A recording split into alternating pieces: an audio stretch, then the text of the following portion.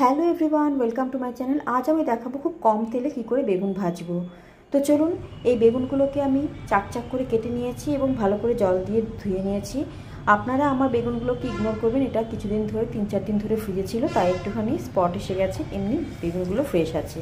এবার এই একটা প্যানের মধ্যে কিছুটা জল নেবেন, অল্প একটু জল নেবেন, কিচ্ছু দেবেন না, তার মধ্যে শুধু বেগুনগুলোকে একটু কুক হতে দেবেন। জল ফুটতে শুরু করলে চকচক করে কেটে রাখা বেগুনগুলো এর মধ্যে দিয়ে দেবেন এবং সুন্দর করে এপিট এপিট করে একটু লিড দিয়ে ঢেকে দেবেন। দেখুন ঠিক এভাবেই, এই যে এপাশ ওপাশ করে একটা খুন্তি দিয়ে এপাশ ওপাশ করে আপনারা এটাকে প্রত্যেকটার মধ্যে যাতে জলগুলো যায়।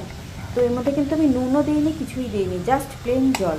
ব্যাস এভাবেই আমি উলট পালট করে এবার আমি একটা চাপা দিয়ে দেবো কিছুক্ষণের জন্য, 3 থেকে 4 মিনিট। ব্যাস এটাকে আমি কুক হতে দেবো, যাতে এমন করে কুক হবে যাতে জলগুলোকে বেগুন পুরোটাই টেনে নেয়। এই দেখুন আমি ঢাকনাটা দিয়ে দিলাম ঠিক 3 থেকে 4 মিনিট। এবার আমি ঢাকনাটা সরালাম, দেখুন পুরো জল শুকিয়ে নিয়েছে, বেগুনগুলো টেনে নিয়েছে, হয়ে গেছে আমার বেগুন সেদ্ধ। এবার আমি এগুলোকে গ্যাস অফ করে বেগুনগুলোকে একটা পাত্রের মধ্যে নামিয়ে নেব। এই দেখুন আমি নামিয়ে নিচ্ছি একটা একটা করে। এবার আমি যে প্যানটা ভালো করে একটুখানি ধুয়ে নেবো, যাতে এই যে লেগে গেছে বেগুনগুলো একটু একটু এগুলো না থাকে। এবার বেগুনগুলোর মধ্যে আমি হলুদ আর নুন আমি স্প্রেড করে দিচ্ছি এবং ভালো করে মাখিয়ে নেবো এপিট ওপিট করে। এবার এই প্যানটা যে ধুয়ে নিয়েছি তার মধ্যে অল্প তেল স্প্রেড করব এবং ভালো করে ঘুরিয়ে ঘুরিয়ে তেলটাকে প্যানের মধ্যে চারদিকে ছড়িয়ে দেবো। আপনারা এর থেকেও কম তেল দিতে পারেন, তাতেও হবে। আমি একটু হয়তো তার উপরে বেশি দিয়েছি। তো জাস্ট হয়ে গেছে আমার। এইবার এই বেগুনগুলো আমি এর মধ্যে ছেড়ে দেবো একটা একটা করে।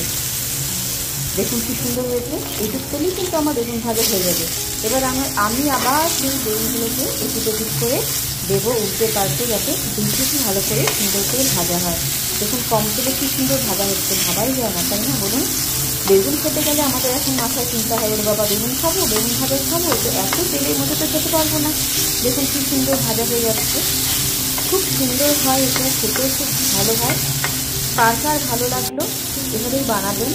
আর যদি ভালো লাগে আমার চ্যানেলটা আর রেসিপিটা একটু সাবস্ক্রাইব করবেন, লাইক শেয়ার কমেন্ট করবেন, নিশ্চয়ই ভাজবেন এভাবে।